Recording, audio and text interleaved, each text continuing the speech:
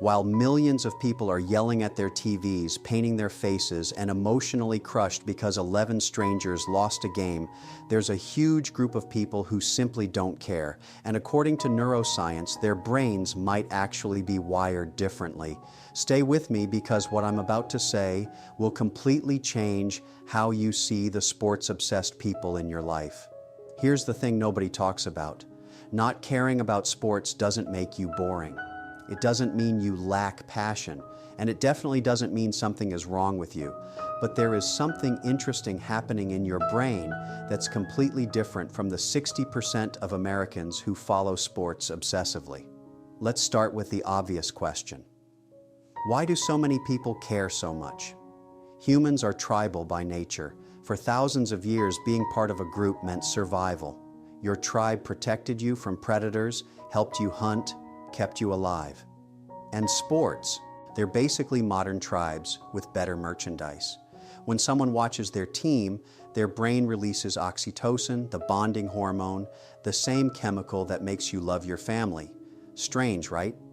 Their brain literally convinces them these wealthy athletes are part of their group. But here's where it gets interesting. People who don't fixate on sports often have what psychologists call lower tribal instincts. Their identity isn't as strongly linked to belonging to a group.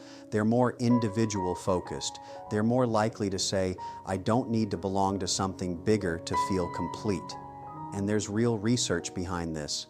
A 2019 study found that people with low sports interests showed far less us versus them thinking. Translation, they don't automatically dislike the other team just because they're not on their side. But it gets stranger because what happens in the brain of a sports fan during a game is genuinely concerning. You know that feeling when you're about to open a gift, that anticipation? That's dopamine firing in your brain. Sports fans get that same rush during games, every play, every possession. Constant small hits of anticipation and reward. It's literally addictive. Studies using fMRI scans show that watching your team activates the same reward centers as gambling and other highly engaging activities. And here's the key part. The uncertainty is what makes it so powerful. You don't know if your team will win. That unpredictability keeps the dopamine flowing. It's intermittent reinforcement, the most addictive reward schedule known in psychology. The same mechanism that makes slot machines so effective. The process is uncomfortably similar to other forms of behavioral addiction. Your brain doesn't really separate different sources of dopamine. It just knows it wants more. People who don't care about sports, their dopamine systems just aren't activated by indirect competition. And this may be genetic. Research from the University of Chicago suggests that differences in dopamine receptor genes can predict how much someone cares about competitive spectator activities. Think about that. Your total indifference to whether the Lakers win or lose might literally be in your DNA. But there's another layer. Sports fans experience something called burging, basking in reflected glory. When their team wins, they say, "We won." When their team loses, they say, "They lost." Notice the pronoun change. People who don't obsess over sports are less likely to use this psychological distance. They're more consistent in how they see themselves. They don't need outside victories to feel successful. Their self-esteem is more stable, less dependent on things completely beyond their control. Now, before the comment section erupts, I'm not saying one way is better than the other, but I am saying there are real psychological differences, and understanding them is interesting. Here's something that sounds contradictory.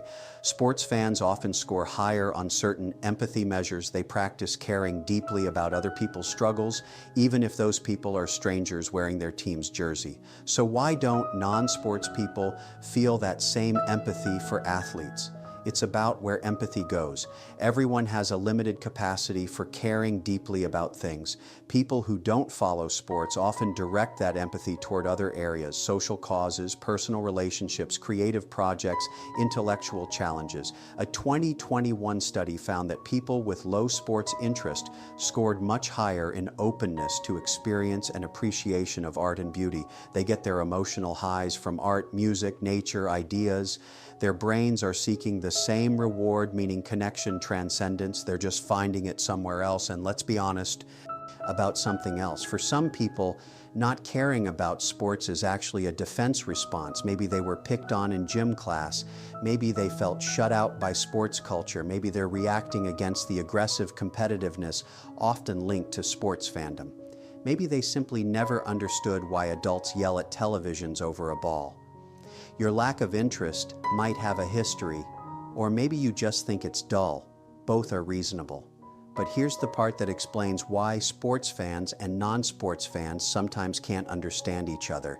It comes down to how meaning is experienced. Sports fans find meaning in stories, the underdog arc, the comeback, the dynasty, the rivalry.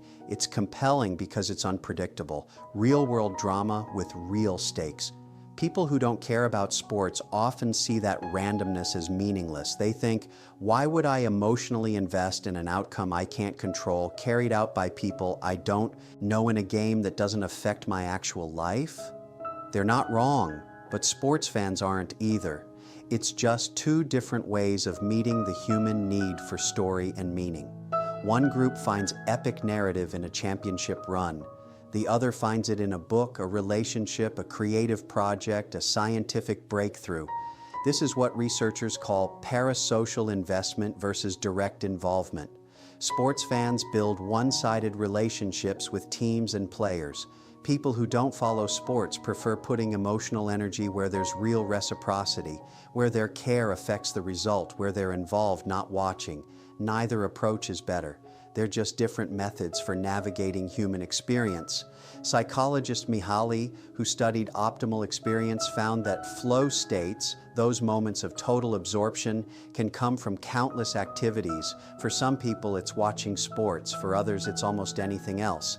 And here's what's especially interesting. People who don't fixate on sports often report feeling more present in their own lives.